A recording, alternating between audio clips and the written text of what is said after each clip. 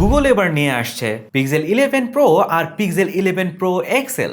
দুটো ফোনেই নতুন টেনসর G6 শক্তিশালী ক্যামেরা সেটআপ আর 7 বছরের আপডেট আছে। কিন্তু ফ্ল্যাগশিপ ফোন হিসেবে প্রশ্ন হচ্ছে, গুগল কি এবার হার্ডওয়্যারে সত্যি বড় কিছু করছে, নাকি আবারও ক্যামেরা আর সফটওয়্যারকে মূল ভরসা বানিয়েছে? পিক্সেল 11 প্রোতে রয়েছে 6.3 ইঞ্চির আর প্রো এক্সেল এ রয়েছে 6.8 ইঞ্চির 120 হার্জের এলটিপিও ওএলইডি ডিসপ্লে। অর্থাৎ ছোট ফোন পছন্দ করলে প্রো আর বড় ডিসপ্লে চাইলে এক্সেল। এই দুটো সাইজ অপশন দেওয়া ভালো, কারণ অনেকেরই রিকোয়ারমেন্ট কিন্তু আলাদা থাকে। ডিসপ্লে কোয়ালিটিতে নিয়ে কোনো কম্প্রোমাইজই করেনি, এটা প্রপার ফ্ল্যাগশিপ লেভেল সেটআপ। দুটো ফোনে রয়েছে নতুন টেনসর G6 প্রসেসর, সাথে Titan M3 security chip. Tensor G6 আগের চেয়েও ফাস্টার, ব্যাটারি এফিশিয়েন্ট হয়েছে। তবে একটা বিষয় থেকেই যায়, পিক্সেল কিনলে সাধারণত আপনি সবচেয়ে পাওয়ারফুল গেমিং প্রসেসর পাচ্ছেন না। গুগলের আসল ফোকাস হচ্ছে ক্যামেরা, এআই, সফটওয়্যার। তাই যারা শুধু পারফরমেন্স দেখে ফ্ল্যাগশিপ ফোন কেনেন, তাদের জন্য কিন্তু অন্য অপশন বেছে নিতে হবে।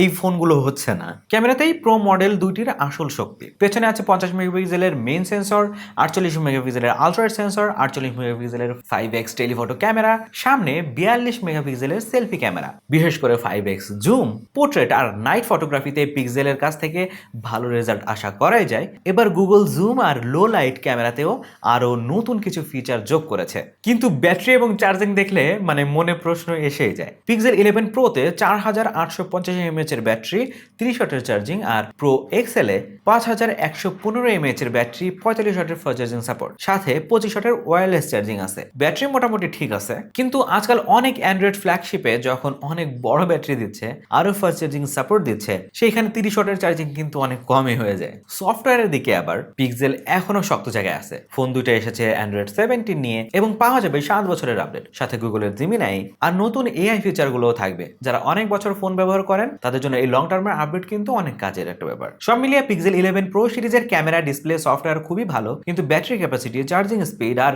র পারফরমেন্সের দিকে তাকালে প্রতিদ্বন্দ্বীর সামনে গুগলকে কিন্তু প্রশ্নের মুখে দাঁড়াতেই হবে। এটা নিয়ে কোনো মাফ নাই। পিক্সেল 11 প্রো সবার জন্য না, পিক্সেল এক্সপিরিয়েন্স যাদের পছন্দ তাদের জন্যই বেশি ইন্টারেস্টিং। সবশেষে যদি দাম নিয়ে বলি, পিক্সেল 11 প্রো আর প্রো এক্সেল এসেছে 12 256 জিবি এবং 16 512 জিবি ভেরিয়েন্টে। ভারতের র্যাম রম ভেরিয়েন্ট অনুযায়ী 1,19,999 রুপি থেকে 1,49,999 রুপিতে পাওয়া যাবে।